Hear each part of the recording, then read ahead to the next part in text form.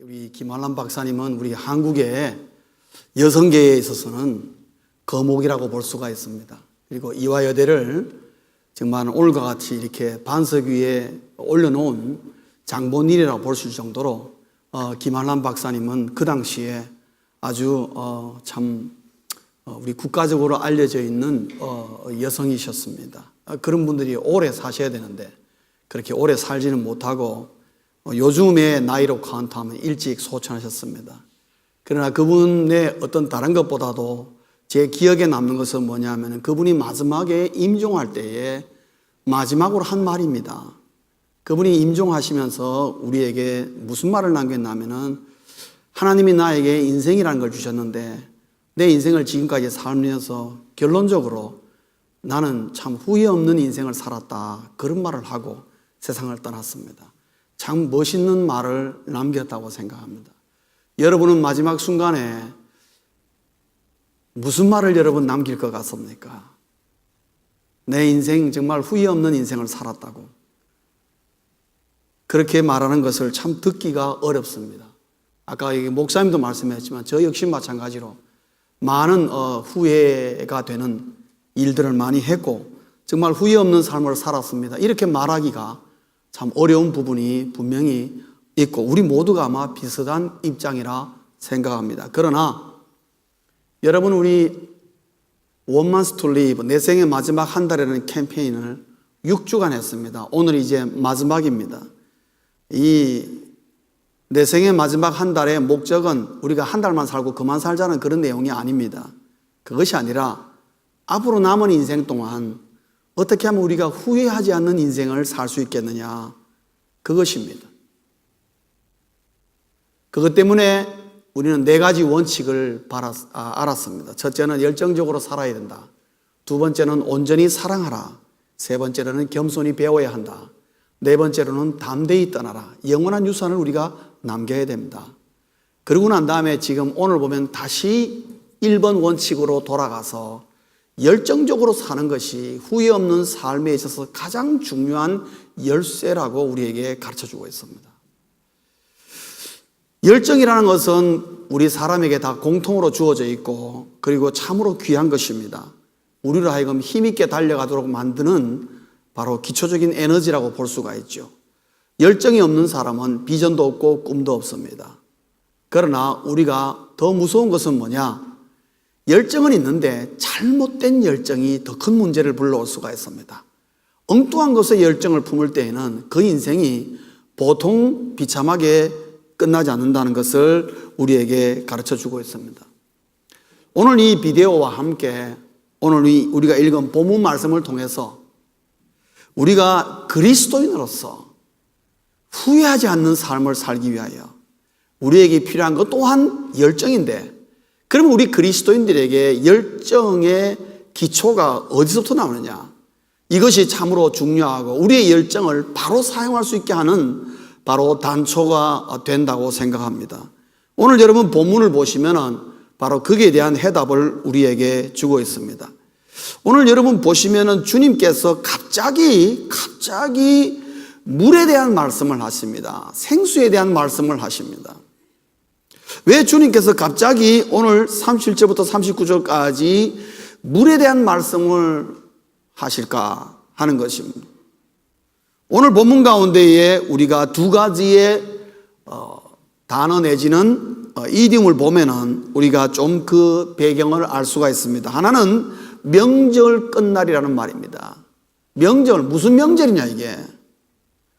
이 명절은 바로 초막절이라는 명절입니다. 혹은 장막절이라고도 알려져 있습니다. 구약에 보면은 초막절과 장막절은 뭐냐 하면은 이스라엘 백성들이 40년 동안 광야에서 텐트 치며 천막 치며 살았던 것을 잊지 말자고, 그것을 기억하자고 만드는 절기가 바로 초막절이요 장막절입니다.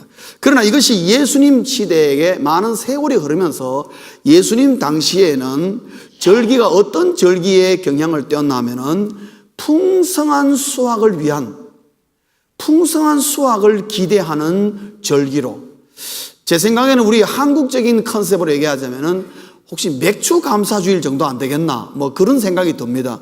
풍성한 것을 기대하는 그런 수확을 기대하는 절기입니다. 그렇기 때문에 이 초막절에는 물과 햇빛이라는 이 두 주제가 가장 중요하게 다루어져 있습니다. 그래서 유대인들이 이 초막절에는 하나님 앞에 기도하기를 풍성한 물을 주시고 늦은 비와 이른 비를 주시고 그리고 좋은 햇빛을 주시사 수확이 풍성하게 해달라는 그러한 기원의 예배를 드리는 의식으로 되었습니다. 그래서 상징적인 의미로 뭐냐 하면은 이 초막절 기간 동안에는 매일 제사장들이 실로암 연못에 가가지고 맑은 물을 떠다가 그것을 가져와서 성전 문 앞에다가 그것을 뿌렸습니다. 그래서 성전으로부터 하나님의 풍성한 물이 넘치는 어떤 그런 상징적인 의미를 그들이 행사를 그렇게 함으로 말미암아 바로 하나님으로부터 풍성한 수확이 되기를 기대하는 그러한 절기가 바로 초막절입니다. 이 초막절 마지막 날은 바로 실로암 연못에다가 물을 가져오지 않습니다. 그 마지막 날 주님 말씀하시기를 물 얘기를 하는 것입니다. 누구든지 목마르거든 내게로 와서 마시라. 내가 너에게 생수의 강이 넘치게 하겠다. 주님 말씀한 것입니다. 초막절 절기의 마지막 날의 그 말은 이 메시지를 듣는 사람들에게 마음에 딱 와닿는 말씀이죠. 바로 그 말씀을 해주고 있는 것입니다. 그러나 주님은 단순히 초막절의 그 물 얘기를 건너가서 물 얘기로 출발해서 명절에 빗대어서 말씀하셨지만은 그러나 주님의 의도는 조금 더 다른 데 있습니다. 그 38절에 보면은 두 번째 우리가 생각할 것은 성경의 이름과 같이 이 말입니다. 성경의 이름과 같이 그 말은 주님 말씀도 역시 성경에서 말했던 것과 같이 그 얘기입니다. 그러면 성경에 뭐라고 얘기했느냐 말이지요. 물에 대해서 뭐라고 얘기했느냐. 여러 가지 성경 구절을 우리가 댈 수가 있습니다. 그러나 주님께서 말씀하신 의도는 아마 이런 것이 아닐까 하는 생각이 듭니다. 첫째는 아마 출애굽기에서 두 가지의 큰 물 사건이 있었습니다. 하나는 뭐냐 하면은 이들이 홍해를 건너고 광야에 들어왔는데 광야에 물이 한 방울도 없습니다. 여러분, 물 없이 사흘 길을 걸어갔다고 생각해 보십시오. 불평이 나오겠는가 안 나오겠는가? 태양은 뜨겁지요. 낮 기온이 되면 거의 섭씨 39도 40도에 이르는데 물 한 방울 없단 말이죠. 사흘 길을 걸었다고 생각해 보십시오. 어떻게 되겠습니까? 원망이 안 나오겠습니까? 원망 나오죠. 저는 그 광야에 가가지고 가데스 광야 가가지고 10분만 서 있어도 땀이 나고 물 마셔야 되겠다는 생각부터 먼저 나더라고요. 그런데 그 길을 3일 걸었다고 생각해 보십시오. 그러니까 우리 이스라엘 백성들 원망하는 거 욕할 만한 자격 없어요. 우리도 거기 있으면 똑같아요. 그만큼 태양이 뜨겁단 말이죠. 구름 한 점 없는 태양. 그 밑에 사막 같은 곳에. 그럴 때에 마라라는 곳에 있는데 물을 발견했는데 물이 써서 마실 수가 없어요. 그때 모세가 그 물을 하나님의 권능으로 어떻게 해요? 단물로 바꿔줘서 이스라엘 백성들이 해가라는 일이 일어났습니다. 그리고 또 하나가 있습니다. 출애굽기 17장에 가면은 거기 역시 물 문제가 또 발생합니다. 왜냐하면 이스라엘 백성이 움직이니까. 그때 백성들이 원망합니다. 우리에게 도대체 마실 물이 없다. 어떻게 하면 좋겠느냐. 그때 모세가 하나님의 명령에 따라서 바위를 칠 때에 그 바위에서 물이 샘솟듯이 쏟아져 나오는 놀라운 기적 사건이 있습니다. 그래서 출애굽에서 이 두 가지의 물 사건을 우리가 알 수가 있습니다. 그때마다 하나님이 놀라운 역사하심으로 물을 공급해 주는 내용이 나옵니다. 그러나 우리가 좀 더 뒤로 가면은 에스겔서에 가면은 에스겔서 47장에 가면은 거기 가면은 물에 대한 얘기가 나옵니다. 근데 그 물에 대한 얘기는 이 초막절과 비슷한 그런 물이 나오는데 그는 에스겔이 환상 중에 무엇을 봤나 하면은 성전 문에서부터 물이 흘러 넘치길 나오는 게 시작하는데 처음에는 발목까지 물이 흘렀습니다. 조금 지나니까 물이 양이 많아지면서 무릎까지 물이 채워졌습니다. 그 물이 더 많아지면서 그 다음에 허리까지 채워졌습니다. 그 다음에 물이 너무 많아가지고 목에까지 천천데 도저히 에스겔 선지자가 움직일 수 없는 그때부터는 생수에 물에 강이 되듯이 흘러내리는 그런 환상을 보게 됩니다. 그래서 하나님의 성전으로부터 이 놀라운 물, 강과 같은 물이 쏟아지는 것이 무엇을 의미하는지 그것을 오늘 주님께서는 염두에 두신 것 같습니다. 또 하나 보면 스가랴 14장에 보면은 14장 8절에 보면은 거기 보면 역시 또 예루살렘으로부터 물이 넘쳐나는 것이 나옵니다. 그래서 반은 동쪽으로 반은 서쪽으로 아주 강물이 흘러나오는 장면이 나옵니다. 역시 그것도 환상처럼 우리에게 다가옵니다. 이런 것을 볼 때에 그럼 이스라엘 백성들이 초막절에서 성전 앞에다가 실로암 물을 기르다가 물을 뿌리는 것은 바로 에스겔서와 스가랴에 나오는 성전으로부터 생수가 나온다는 그 개념을 그들이 그대로 적용한 것입니다. 주님이 이 모든 것을 다 아시고 계시는 것이죠. 그러면서 주님 말씀하시기를 뭐라 그러느냐? 누구든지 목마르거든 지금부터 어디로 와서 마시라는 겁니까? 내게로 와서 마시라. 이 말은 뭐냐 하면은 예수님이 곧 뭡니까? 예수님 자신이 성전이라는 것을 얘기하고 있는 것이죠. 너희들은 지금까지 상징적으로 실로암 물을 기르다가 할 때마다 상징적으로 성전 앞에 물을 뿌림으로 물이 그것으로부터 나온다고 상징적으로만 설명한 것이 아니라 no. 바로 그 성전이 예수 그리스도고 이제 누구든지 나에게로 나오면은 너희에게 생수의 강이 넘치도록 풍성한 물을 공급해 주겠다. 그 말씀을 지금 여기에 하고 있는 것을 알 수가 있습니다. 그 말은 예수님이 곧 생명의 물이라는 것을 말합니다. 오늘 본문 37절과 38절의 말씀은 결국 초막절과 성경의 배경을 기초로 하여서 주님이 뭐라고 말씀하시느냐? 그 성전에서 흘러내리는 물이 곧 나로부터 흘러내리는 물이요 내가 곧 생명의 물이다. 그리고 그것은 강같이 흘러내릴 때가 있다 하는 것입니다. 여러분, 샘물에 물이 쫄쫄쫄쫄 시내가 흐르는 거하고 강이 흐르는 거하고는 볼륨이 다릅니다. 그렇지요? 그래서 주님이 말씀하신 것은 38절에 보면 생수의 강이 흘러넘친다. 그것은 뭐냐면 주님으로부터 나오는 물은 그냥 쫄쫄쫄 나오는 그런 물이 아니라 사람이 감당할 수 없는 놀라운 물이, 엄청난 물이 쏟아져 나올 것이다 를 것을 말하고 있습니다. 그러면 그 예수님이 생명의 물이라는 증거가 구체적으로 뭐냐? 오늘 본문 39절에 보면은 이는 그를 믿는 자들이 받을 뭐를 가르쳐 말씀한 거라 그랬습니까? 성령을 가르쳐 말씀한 것이다.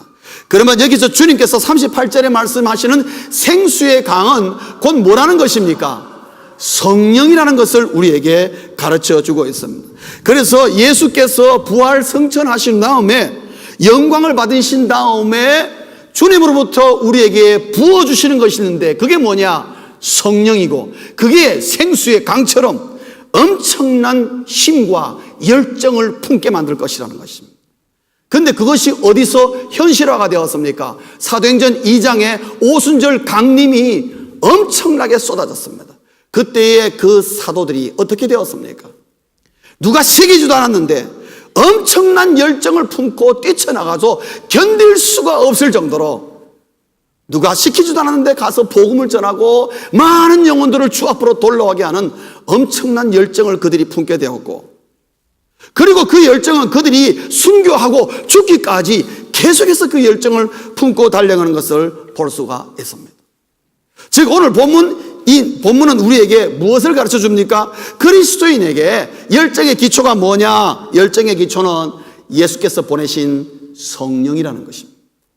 사랑하는 성도님 여러분, 우리 그리스도인들이 열정을 품고 달려갈 수 있습니다. 그러나 그 열정이 어디서 나오는 열정이냐가 여러분 중요합니다.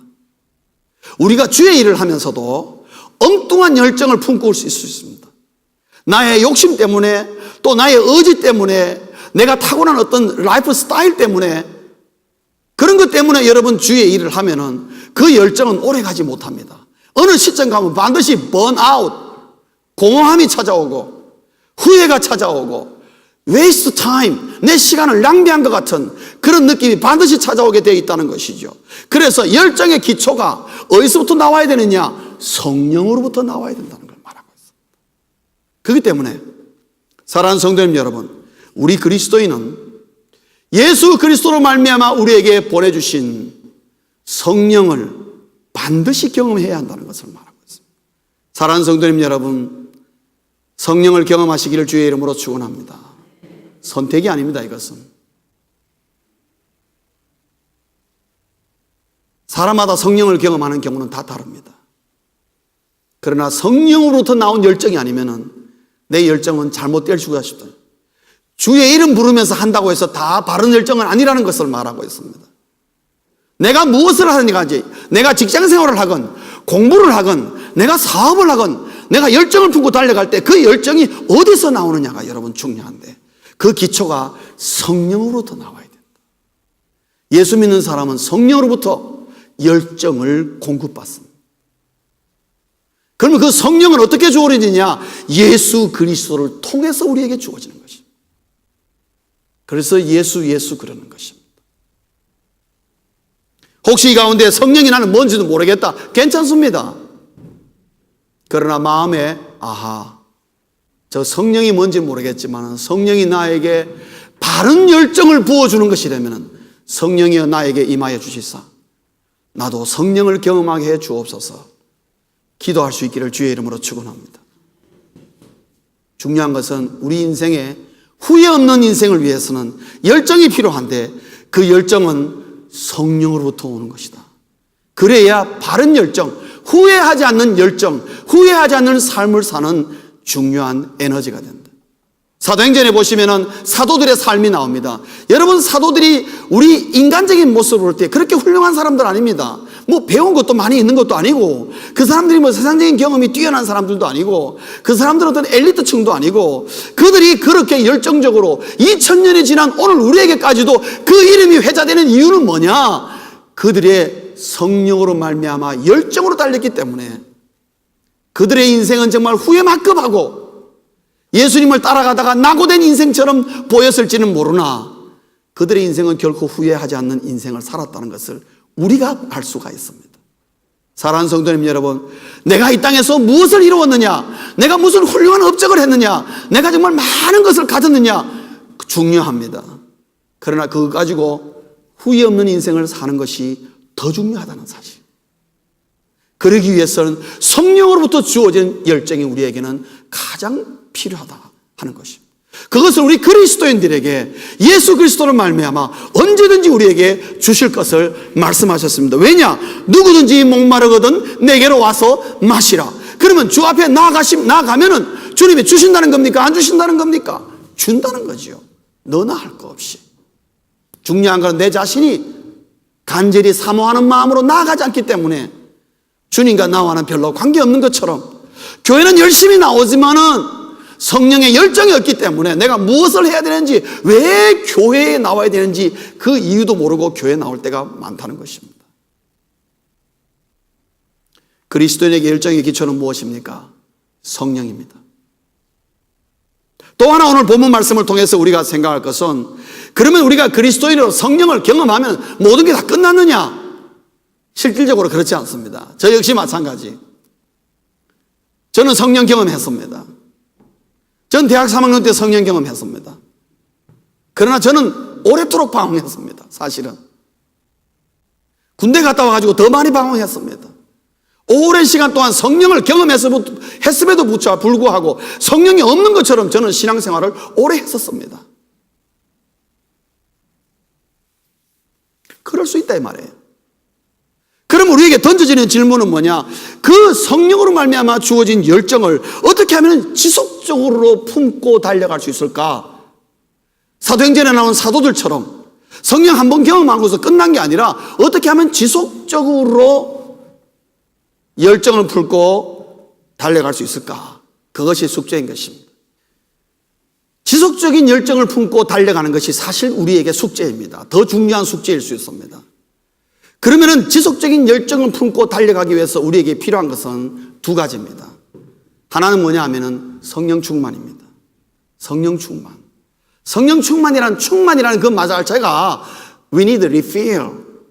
다시 채워져야 될 문제라는 것입니다.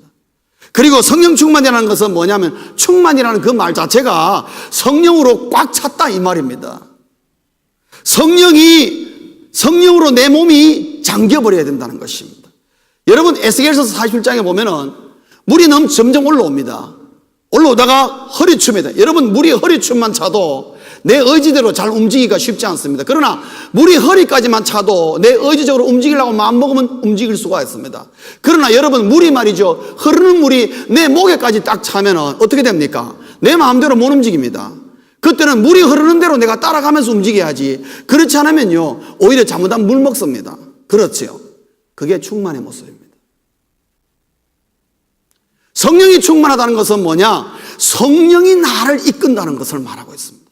성령이 나를 지배하고 성령이 나를 통치하고 내 생각과 내 말과 내 모든 행동을 성령이 다스리기 시작하는 것입니다. 그거를 성령 충만이라고 했습니다. 그래서 사도 바울은 얘기하기를 그것이 술 취함과 비교를 했습니다. 그래서 술 취하지 말라, 이는 방탕한 것이니 성령의 충만을 받으라. 왜 그런 말을 했나 하면은 술 취하면은 사람은 술의 지배를 받습니다. 어제 오후에도 술이 끝까지 취하신 분이 저희 교회를 방문했습니다. 그래서 저 앞에서부터 들어오면서 지저스 그림이 들어오는데 제 정신이 아니었어요. 그 사람은 이미 술이 그 사람을 지배하고 있는 거죠. 그래서 내가 집에 가야 되는데 너 집에 갈 수 있겠냐? 자기 집 갈 수 있대요. 그래 집이 어딘데 가니까 이 방향 제시를 못하는 거야. 일론지 절론지를 모르겠는 거야. 그 나중에 뭐 이러더니만 절로 가야 되는데 그럼 빨리 가라고. 내 집에 가서 한숨 푹 자고 그 다음에 맨정신으로 우리 교회 오세요. 내가 그랬습니다. 히스패닉 분이신데 말이죠. 그렇습니다, 여러분. 충만이라는 의미가 그렇단 말이죠. 그래서 사도 바울이 술 취함과 성령 충만을 빗대는 것입니다. 왜? 증상이 같다 이거죠. 성령 충만은 뭐냐? 성령의 내가 취해 있는 것이나요. 그래서 성령이 나를 지배하는 것입니다. 사랑하는 성도님 여러분, 성령을 경험하셨습니까? 그 다음에 우리가 기도해야 될 제목은 뭐냐면 하나님 성령으로 나를 충만케 하옵소서. 성령이 나를 다스리게 하옵소서. 내 생각도 성령이 다스려 주시고 내 걸음 하나 뛸 때마다 성령께서 말씀하옵소서. 성령이 나를 인도하옵소서. 매일 아침에 여러분 눈을 뜰 때마다 오늘도 성령으로 나를 다스려 달라고 기도하시기 바랍니다. 그럴 때 우리 걸음이 예상과는 다르게 성령의 인도를 경험하고 성령이 나와 함께 하시고 성령이 동행하고 성령이 말씀하시고 성령이 나도 모르게 길을 여는 것을 경험할 때에 성령 충만이 이거구나. 여러분 거기서 열정이 안 나올래야 안 나올 수가 없는 거죠. 우리 사람은요, 특별히 예수 믿는 사람은 내 삶 속에서 하나님이 살아계시다는 것을 딱 경험하면 열정이 확 생깁니다. 그렇습니까? 안 그렇습니까? 그렇게 되게 되어 있습니다, 여러분. 성령 충만입니다. 또 하나는 뭐냐 하면은 이 성령 충만을 위해서 우리가 늘 키핑해야 될 게, 유지해야 될 게 있습니다. 그게 뭐냐 하면은 경건의 삶입니다. 경건의 삶. 하나님과의 개인적인 만남이 없으면 안 됩니다. 여러분 성령 충만하게 원하십니까? 하나님과 개인적인 만남이 없이는요 결코 성령 충만할 수가 없습니다. 일시적으로 잠깐 부흥회 때나 잠깐 반짝하게 성령 충만한 것을 경험할 수 있습니다. 그러나 개인적인 영성, 경건이 받쳐주지 않으면 그냥 뽀로로 깔아듯이 깔아앉아 버리겠습니다. 일주일을 넘기기가 쉽지 않습니다, 여러분. 성령 충만을 하나님께서 주시는 것은 간단합니다. 우리가 기도할 때에 하나님이 우리에게 성령 충만을 주십니다. 내 마음을 뜨겁게 하고 내 심령을 주님께 새롭게 하고 내 결심을 변화시키고 내 인생을 하나님이 변화시키는 것을 내가 경험하게 됩니다. 그러나 그 경험만이 모든 것은 아니라는 것입니다. 어떻게 그것을 유지할 것인가는 중요한데 그것은 성령 충만과 개인적인 경건의 삶이 따라가줘야 되는 것입니다. 그래서 성령 충만과 경건의 삶은 두 개의 톱니바퀴와 같다는 것이죠. 그것이 맞물려야 그때부터 내 바퀴가 돌아가기 시작하는 것입니다. 그래서 많은 사람들이 우리 그리스도인들 가운데에 성령을 경험했는데 목사님 왜 이래요? 성령 경험했는데 왜 이래요? 왜 이래요? 하시는 분은 뭐냐 하면은 경건의 삶과 성령 충만을 체크해 봐야 되는 것입니다. 가장 우리가 많이 미스테이크하고 그리고 우리를 영적으로 슬럼프에 빠지게 하고 우리의 신앙이 그냥 그저 그렇게 그냥 뜨뜻미지근하게 유지하게 만드는 것은 뭐냐? 바로 성령 충만과 경건의 삶이 제대로 되지 못해서 열정을 서서히 잃어버리기 때문에 그렇다는 거예요. 거기다가 하나 보너스로 플러스 알파로 더한다면은 긍정적인 사고인 것입니다. 부정적인 사고를 가진 사람보다 긍정적인 사고를 가진 사람이 훨씬 더 열정적으로 달려가고 뛰어가게 된다는 것입니다. 성령 충만하고 경건의 삶이 잘 되어도 부정적인 생각을 갖고 있으면은 제 실력을 제대로 발휘하지 못하고 그 열정이 더 놀랍게 역사하지 않고 쉬이 식어버릴 가능성이 있다는 것입니다. 그래서 우리 예수 믿는 사람은 내가 무슨 능력이 있고 똑똑해서 긍정적인 사고를 가진 것이 아니라 성령 충만하며 하나님이 나와 함께 하시는 그 능력을 믿고 긍정적으로 나아가는 것입니다. 사랑하는 성도님 여러분, 그리스도인은 성령을 경험해야 됩니다. 그 다음에 또 하나는 그리스도인은 성령으로 충만해야 합니다. 그래야 지치지 않고 열정적으로 달려갈 수 있습니다. 많은 사도들, 신약 성경에 나오는 여러 속사도들, 많은 사역자들 보면은 어떻게 이 사람들이 지치지 않고 이렇게 달려갈 수 있는 것인가? 그것은요, 바쁘게 뛰어서 그들이 열정이 있는 것이 아닙니다. 그들에게 무슨 수입이 있었습니까? 오히려 그들은 건강을 해치고 죽을 지경까지 있었어도 그들은 열정을 잃어버리지 않고 뛰어갈 수 있는데 그건 뭐냐? 그것은 그들이 성령 충만하고 경건의 삶이 함께 굴러갔기 때문에 그런 것입니다. 말씀을 맺겠습니다. 그리스도인은 성령에 붙잡혀야 한다는 것입니다. 사랑하는 성도님 여러분, 여러분의 인생에 성령에 붙잡힘이 있으시기를 주의 이름으로 축원합니다. 왜 성령이 나를 붙잡는 게 중요하냐? 후회하지 않는 인생, 마음은 우리가 꿀떡같죠. 여기 우리 계시는 분 중에 누가 후회하는 인생 살기를 원하겠습니까? 단 한 명도 없습니다. 그러나 거의 모든 사람들이 후회 많이 하는 인생을 삽니다. 왜 그렇습니까? 내 의지와 내 열정과 내 어떤 마음 가지고는 그게 안 된다는 것입니다. 성령이 도우시지 않으면, 성령이 나를 붙잡지 않으면은 내 힘으로 후회 없는 인생을 살기를 원하지만은 실제로는 산다는 것이 불가능하다는 것을 우리가 살면서 철저하게 깨닫기 때문에 그렇습니다. 의욕은 넘치나 안 된다 이 말이죠. 그렇기 때문에 우리 그리스도인은 성령에 붙잡힐 때에 거기서부터 열정이 솟아나고 그 열정으로 나아갈 때에 하나님은 우리 인생을 결코 후회하지 않는 놀라운 인생으로 변화시키는 것입니다. 하나님은 우리가 정신없이 바쁘게 살기를 원하지 않습니다. 하나님은 우리가 이 땅에서 엄청난 업적을 이루는 것을 꼭 기뻐하지는 않습니다. 하나님이 정말 기뻐하시는 것은 우리 한 사람 한 사람을 이 땅에 보냈는데 이 땅에 보낸 그 목적을 잘 이룸으로 말미암아 후회 없는 인생을 살고 하나님 앞에 오기를 하나님은 기다리고 계시고 그렇게 기대하고 있다는 것이죠. 그것이 조그마한 것이건 큰 것이건 이런 일이건 저런 일이건 상관없습니다. 그리고 그 일을 하기 위해서는 성령으로부터 열정을 공급받아 지속적으로 성령 충만하게 성령에 붙잡힌 바 되어서 달려갈 때에만 가능하고 그럴 때는 너무나 쉽게 힘들지도 않게 하나님의 일을 이루는 것을 보게 됩니다. 후회 없는 삶은 예수 그리스도부터 시작되고 후회 없는 삶은 성령 충만으로 완성된다는 것을 우리에게 가르쳐주고 있습니다. 사랑하는 성도님 여러분, 우리의 인생이 얼마 우리에게 주어진지 모르겠지만 하나님이 우리를 지금 우리에게 대시를 살고 있습니다. 우리의 끝날이 언제 올지는 아무도 알 수가 없지만 그러나 언제든지 하나님 부르더라도 그리스도인으로서 성령에 붙잡혀 달려가다가 후회 없이 하나님 앞에 기쁨으로 서서 하나님께서 잘했다. 너는 정말 내가 원하는 인생을 살았다. 라고 인정받는 우리 모두 될 수 있기를 주의 이름으로 축원합니다. 기도하시겠습니다.